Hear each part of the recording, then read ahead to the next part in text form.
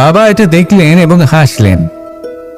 বাবা বললেন, একটা কাজ করো, এই প্রত্যেকটি অংশকে উল্টে রাখো। আমিও উল্টে রাখলাম। তারপরে দেখলাম প্রত্যেক অংশে মানুষের শরীরের কোনো না কোনো অংশ চিহ্নিত। কোথাও হাত আছে, পা আছে, কোথাও মুখ আছে।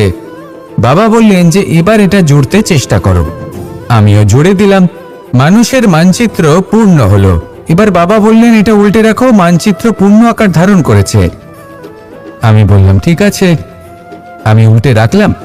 দেখলাম জম্বুদ্বীপের মানচিত্র পূর্ণ হয়েছে। বাবা বললেন, যদি দেশকে সফল করে তুলতে চাও, শক্তিশালী করতে চাও, স্থির বানাতে চাও, তাহলে সবার আগে দেশবাসীকে একত্রিত করতে শেখো। সকল সৈন্যগণ যখন একজোট হয়ে দাঁড়াবে তখন দেশের শক্তি আরো বেড়ে যাবে। শুধু তাই নয়, বাবা বললেন, যদি ভালোবাসার সাথে জড়িয়ে পড়ো তাহলে পরমাত্মাও তোমার সামনে এসে দেখা দেবেন। তাহলে এটাই করুন আর আমার সাথে ভালোবেসে বলুন, রাধা রাধা। এই সংসারের সব থেকে বড় সত্যি হলো জন্ম এবং মৃত্যু। কিন্তু আরো বড় একটা সত্য আছে, মিত্র এবং শত্রু, যা আমাদের সকলের জীবনে থাকে।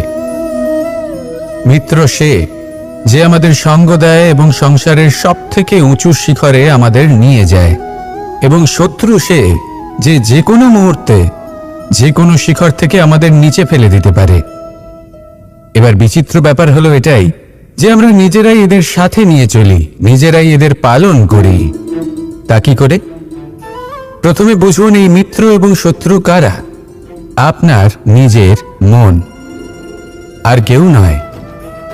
এই মনই হলো মিত্র যখন তাতে ভারসাম্য বজায় থাকে, তা নিয়ন্ত্রিত থাকে, তা পবিত্র হয়। কিন্তু যদি এই মন অনিয়ন্ত্রিত হয়ে পড়ে, যদি আপনাকে সে নিয়ন্ত্রণ করতে শুরু করে, তখন সেই আপনার সব থেকে বড় শত্রু হয়। সেই জন্য এই মনের ওপর নিয়ন্ত্রণ রাখতে শিখুন, এতে ভারসাম্য বজায় রাখতে শিখুন। তাহলে আপনি এমন এক বন্ধুকে পাবেন যে আপনাকে এই সংসারের শিখরে পৌঁছে দেবে। আসুন আমার সাথে ভালোবেসে বলুন, রাধা রাধা। মুক্তোর এই মালা দেখতে কত সুন্দর হয়, তাই না? যিনি ধারণ করেন তাকেও এটা শীতলতা প্রদান করে, আর যে ব্যক্তি দেখে তার চোখও এই দৃশ্য দেখে শান্তি উপলব্ধি করে। কিন্তু ভাবুন, যদি এমন কিছু হয় যে সুতো দ্বারা এই মুক্তোর মালা তৈরি হয়েছে সেটা কেউ ছিঁড়ে দেয়, তাহলে এই মুক্তোর মালা ছিঁড়ে যাবে আর সমস্ত মুক্তো মাটিতে পড়ে যাবে, ছড়িয়ে পড়বে। তখন কি আমরা এটা ভাববো যে এটা তো মাটিতে পড়ে থাকা বস্তু, এটা আমি তুলবো না? ভাববো না, তাই না? আমরা নিচু হয়ে একটা মুক্তো কুড়িয়ে নিই এবং আবার এদের সুতোর মধ্যে প্রবেশ করাই। কেন? কারণ এই মুক্তো হলো বহুমূল্য। এতে কোনো সন্দেহ নেই যে এই মুক্তো হলো বহুমূল্য। কিন্তু এর থেকেও অনেক বেশি বহুমূল্য হলো আমাদের জীবনে আমাদের সম্পর্ক, আমাদের বন্ধু বান্ধব। এই সম্পর্কেও কখনো কখনো বিবাদ হয়, মনোমালিন্য হয়, এগুলোও ছড়িয়ে যায়। আর সেই সময় এই মুক্তোর মতোই নত হয়ে আমাদের এই সম্পর্কগুলিকে হাতে তুলতে হবে, এদের জুড়তে হবে, এদের আগলে রাখতে হবে, কারণ এদের থেকে বহুমূল্য আর কিছুই নেই। আর যদি এই কাজটা আপনি শিখে নিতে পারেন, তাহলে আপনার জীবনের এই সম্পর্ক, এই বন্ধুত্ব সবসময় আপনাকে বল প্রদান করবে, আনন্দ প্রদান করবে। আর এই মন সুপ্রসন্ন হয়ে বলবে, রাধা রাধা। হয়তো আপনার মনে কখনো এই প্রশ্ন আসতে পারে যে ইমারত কেন নির্মাণ করা হয়, কেন উৎসব পালন করা হয়, কেন মানুষ নিজেদের জন্মদিন পালন করেন, কেন দোল, বিজয়া দশমী, রাখি, দীপাবলির মতো উৎসব পালন করা হয়? যদি এগুলো পালন না করা হয় তাতে কি যায় আসে? যদি দোল উৎসব পালন না করা হয় তাহলে কি সংসার ভুলে যাবে যে নারায়ণের প্রতি ভক্তির কারণে ভক্ত প্রহ্লাদকে অগ্নি স্পর্শও করতে পারেনি? যদি বিজয়া দশমী পালন না করা হয় তাহলে কি সংসার ভুলে যাবে যে এই দিনে শ্রীরাম রাবণকে বধ করেছিলেন? যদি আমরা দীপাবলির এই উৎসব পালন না করি তাহলে কি সংসার এটা ভুলে যাবে যে অযোধ্যাতে অমাবস্যার এমন এক রাত এসেছিল যে রাত্রে অযোধ্যা পূর্ণিমার থেকে বেশি উজ্জ্বল হয়ে উঠেছিল। যদি এই রাখি উৎসব পালন না করা হয় তাহলে কি সংসারের ভাই এবং বোনেরা একে অপরের প্রতি ভালোবাসা কি সেটা ভুলে যাবেন? বিষয়টা ভুলে যাওয়ার নয়, বিষয়টা হলো মনে রাখা। যখন জীবনে আমরা কোনো একটা স্থানে পৌঁছই, উপলব্ধিগুলোর উৎসব পালন করি, যাতে সেই মুহূর্তে আমরা সকলের মধ্যে আনন্দ ছড়াই এবং মানুষ সেই মুহূর্তটা মনে রাখে। এই স্মৃতিগুলোই মানুষের মধ্যে বিশ্বাসের জন্ম দেয়। এই বিশ্বাস যে আগামী যেদিন আসছে তাতে আরো আনন্দের সম্ভাবনা রয়েছে। ভালোবাসার এই উৎসব, ভালোবাসার এই পার্বণ, এটা মানুষের মনে বিশ্বাসের জন্ম দেয় যে প্রত্যেক যুগে কেউ না কেউ এসেছে এবং পরবর্তীতেও আসবে। তাহলে আসুন আমরা ডুবে যাই আমার লীলার এই প্রেম যাত্রায় এবং ভালোবাসার এমন একটা উৎসব পালন করা যাক যা এই সংসার যুগ যুগ পর্যন্ত মনে রাখবে। তাহলে আসুন আর আমার সাথে ভালোবেসে বলুন, রাধা রাধা। এই হলো এক আম গাছ, আর খুব যত্ন সহকারে আমি এটা বড় করেছি। প্রথমে বীজ বপন করেছি, তারপর সিঞ্চন করেছি, তারপর এর থেকে অঙ্কুর বেরিয়েছে, তারপর দিন প্রতিদিন আমি এতে জল দিয়েছি। আস্তে আস্তে ওর পাতা বেরিয়েছে, তারপর ও একটা গাছের আকার ধারণ করেছে। এইভাবেই যদি প্রতিদিন আমি ওর দেখাশোনা করি তাহলে নিশ্চিত রূপে এর শিকড় আরো দৃঢ় হবে এবং একটা বিশাল গাছের আকার ধারণ করবে, যার থেকে কিছু ডাল জন্ম নেবে, আর তাতে আমি পাবো কিছু মিষ্টি সুস্বাদু আম ফল। এবার আম তো সকলের প্রিয়, সকলের পছন্দের ফল, সকলে খেতে চান, কিন্তু আম পাওয়ার জন্য আগে আপনাকে সেই গাছের যত্ন নিতে হবে। যদি আপনি গাছ লাগিয়ে তারপর ভুলে যান তাহলে সেই গাছের কি হবে? তার অস্তিত্বটাই মুছে যাবে, তাই না? আমাদের সম্পর্কগুলো কিছুটা এরকমই হয়। যদি সম্পর্ক জুড়ে আপনি ভুলে যান তাহলে তার অস্তিত্বই মুছে যাবে। তাই শুধু সম্পর্ক গড়বেন না, তাকে পালনও করুন। নিশ্চিত রূপে আপনার এই সম্পর্করূপী বৃক্ষের ডালে আনন্দের মিষ্টি সুস্বাদু আম ফল নিশ্চয়ই পাওয়া যাবে। তাহলে প্রত্যেক দিন প্রত্যেক সম্পর্ক পালন করুন, তার থেকে আনন্দ লাভ করুন। এই মন ভালোবেসে বলবে, রাধা রাধা। অনেক সময় আমাদের মনেই ভাবনা আসে যে আমাদের নিরীহ স্বভাবের সুযোগ নিয়ে এই সংসারের মানুষ শুধু আমাদের দুঃখই দেয়। কতবার এমন মনে হয় যে আমরা সবাইকে সাহায্য করার জন্য এগিয়ে যাই আর সকলে আমাদেরই দোষ দেয়। অনেক সময় এমন মনে হয় যে আমরা শুধুই সৎকর্ম করি, সকলের ভালো চাই, কিন্তু সকলে আমাদেরই বিষয়ে খারাপ কথা বলতে থাকে। দুঃখ হয়, কিন্তু আমাদের এটা ভেবে দেখা উচিত যে মানুষ আম গাছের গায়ে পাথর ছোড়ে, শাল গাছের গায়ে পাথর কেন ছোড়ে না? কারণ এই আম গাছে পাওয়া যায় মিষ্টি এবং সুস্বাদু ফল। অন্যদিকে শাল গাছ থেকে আমরা কি পাই? শুধুই কাঠ। তাই যদি আপনাকে কেউ কথা শোনায়, আপনাকে কোনো কিছুতে বাধ্য করার চেষ্টা করে, আপনার বিষয়ে অনুচিত কথা বলে, তাহলে নিশ্চয়ই আপনার মধ্যে এমন বিশেষ কিছু আছে যা তাদের মধ্যে নেই। নিজের মধ্যে আত্মবিশ্বাস বাড়িয়ে তুলুন, ধন্যাত্মক ভাব আনুন, সৎকর্ম করতে থাকুন। কোনো কটুতা এই মনে প্রবেশ করতে দেবেন না। এই মন সুপ্রসন্ন হয়ে বলবে, রাধা রাধা। খুব সুন্দর একটা কাহিনী আছে। একবার এক ব্যক্তি নিজের অসফলতার জন্য ত্রস্ত হয়ে সময় দেবতার তপস্যা করতে বসলেন। উনি তপস্যা করলেন এবং সময় দেবতা প্রসন্ন হলেন, মানুষের রূপ ধারণ করে ওনার সামনে প্রকট হলেন। এবার সেই ব্যক্তি ওনাকে জিজ্ঞেস করলেন যে কি এমন আছে যার জন্য আপনি বারবার জয়ী হন আর আমি চিরকাল পরাজিত হয়ে থাকি? কেন এত পরিশ্রম করা সত্ত্বেও আমি সাফল্য লাভ করতে পারি না? তখন সময় দেবতা উত্তর দিলেন যে দিন হোক বা রাত, ঝড় হোক বা ভূমিকম্প, রোদ হোক বা বৃষ্টি হোক, সময়ের সূত্রপাত হোক বা প্রলয়, আমি থামি না, আমি চলতেই থাকি, আর সেই জন্য যিনি থেমে যান তিনি পরাজিত হন আর আমি জয়ী হই। এটাই আমাদের শিখতে হবে। জীবনে সবসময় চলতে থাকুন, কখনো থামবেন না। হ্যাঁ, কিছুক্ষণের জন্য বিরতি নিতে পারেন, বিশ্রাম করার জন্য, নিজেকে আরো সশক্ত করে তোলার জন্য, কিন্তু থেমে যাবেন না। নিরন্তর কর্ম করতে থাকুন, পরিশ্রম করতে থাকুন, তবেই এই সংসার আপনাকে মনে রাখবে। আসুন আমার সাথে ভালোবেসে বলুন, রাধা রাধা। আমাদের মধ্যে এমন অনেক মানুষ আছেন যারা বই পড়তে পছন্দ করেন। অনেক মানুষ আছেন যারা ভিন্ন ভিন্ন রকমের কাহিনী পড়েন। এবার পড়তে পড়তে মাঝে এমন একটা অধ্যায় অবশ্যই আসে যা আমাদের হৃদয় স্পর্শ করে যায়। আমরা হৃদয় যন্ত্রণা অনুভব করি, তাও আমরা সেই কাহিনী শেষ পর্যন্ত পড়ি এবং তখন আমরা বুঝতে পারি যে সেই যন্ত্রণাময় অধ্যায়টি কেন এসেছিল, তার থেকে আমরা কি শিক্ষা পেলাম, এবং আমরা অবশেষে লক্ষ্যেও পৌঁছলাম। কিন্তু যদি সেই যন্ত্রণাদায়ক অধ্যায়টিতে আপনি থেমে যান, আপনি যদি এটা ভাবেন যে আমি আর পড়তে পারবো না, তাহলে আপনি জানতেও পারবেন না যে পরবর্তীতে কি হতে চলেছে।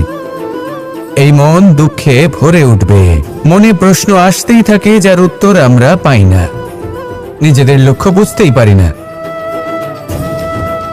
এইভাবেই আমাদের জীবনেও যদি এমন কিছু হয় যা অত্যন্ত দুঃখজনক, যদি এমন কোনো কঠিন অধ্যায় আপনার জীবনে আসে, থামবেন না।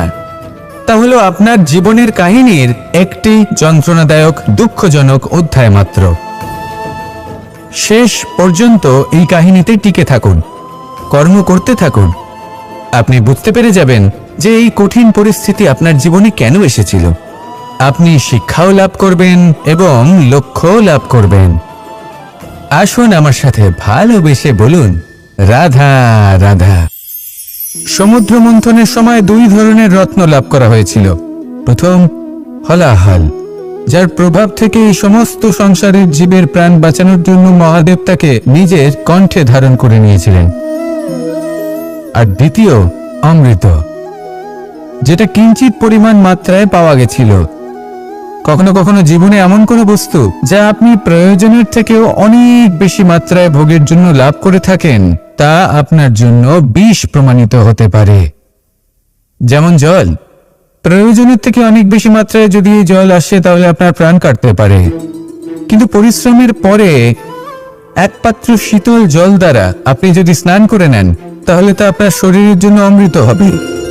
পরিশ্রম করার পরে যদি আপনার শরীর এক পাত্র খাবার লাভ করে, তাহলে তা আপনার শরীরের জন্য অমৃত। কিন্তু যদি কোনো পরিশ্রম না করেই আপনি দিনরাত শুধুই খাবার গ্রহণ করতে থাকেন, তাহলে আপনার কাছে তা বিষ সমান। বিষ এবং অমৃত গ্রহণ করাটা আপনার উপরে নির্ভর করছে। কোনো বস্তু আপনার পক্ষে বিষও হতে পারে, আবার অমৃতও হতে পারে। নির্ভর করছে যে আপনি সেটা কিভাবে ব্যবহার করছেন, কতটা মাত্রায় ব্যবহার করছেন। আসুন আমার সাথে ভালোবেসে বলুন, রাধা রাধা।